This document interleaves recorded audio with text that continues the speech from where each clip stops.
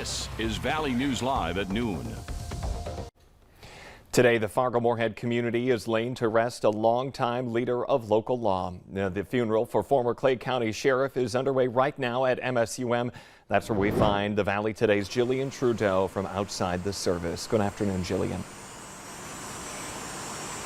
Thanks, Jordan. I'm outside Nemzik Hall on MSUM campus, where you can see many people in the community came out for the funeral service of Clay County Sheriff Bill Bergquist that started at 11 a.m. today. Later, after the funeral service, hopefully sometime soon, there will be a procession that goes along that starts off at the Nemzik Hall here, and then it goes down 6th Street North, onto 20th Street South and across Highway 10. The procession will turn west on 1st Avenue North and proceed north up 11th Street North to Riverside Cemetery. So that's for anyone who couldn't make the funeral today. Okay, people coming out to pay their respects today. Jillian Trudeau reporting live. Thank you.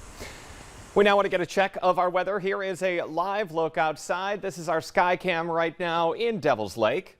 Is that raindrops we're seeing on the camera? Lisa Green is tracking our radar. She joins us live right now with the latest. Good afternoon, Lisa. Good afternoon. Yes, we've got a line of showers and thunder showers that have just been persistent and moving through their way through the northeastern part of North Dakota and then stretching back all the way to the center of the state here. So let's zoom in a little bit more.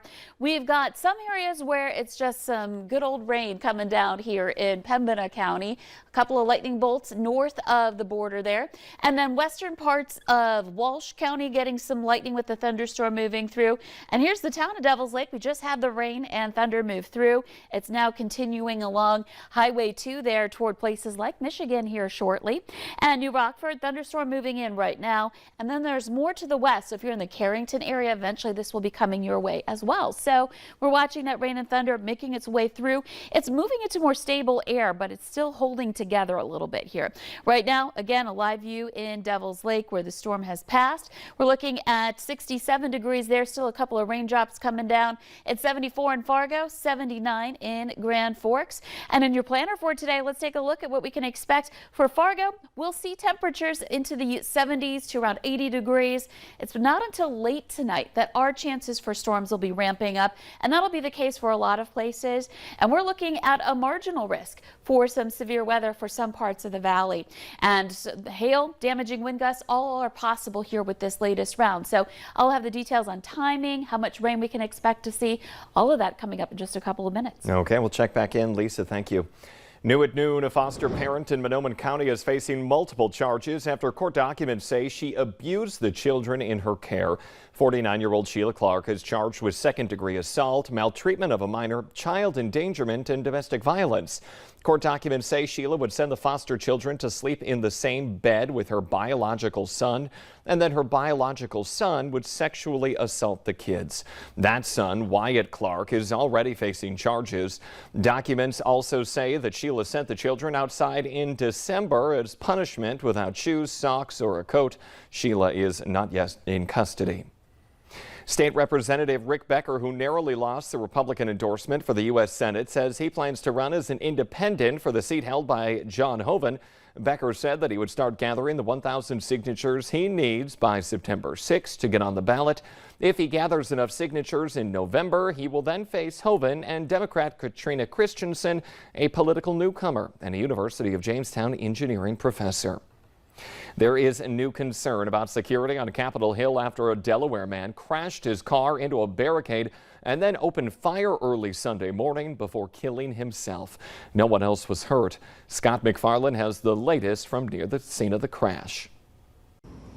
This incident caused a lot of alarm here on Capitol Hill, which has been increasingly vigilant about security since January 6, 2021.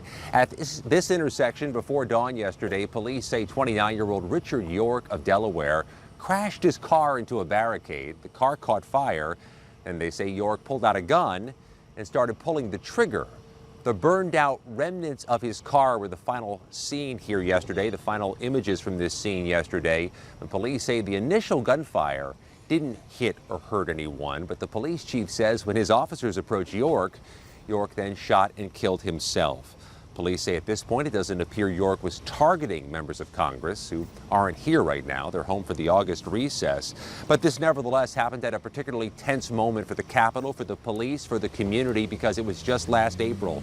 A man crashed his car into a barricade and killed a veteran Capitol Police officer. What's more, police records reviewed by CBS News show the number of investigations into threats against members of Congress has increased by hundreds since January 6, 2021. Right now, the motive isn't clear why someone would drive all the way to the Capitol complex and crash and pull out a gun. Scott McFarland, CBS News, Capitol Hill. Capitol Police chiefs say officers did not hear the man say anything before he opened fire. They're also looking into whether he set his car on fire because that crash did not seem to cause the fire.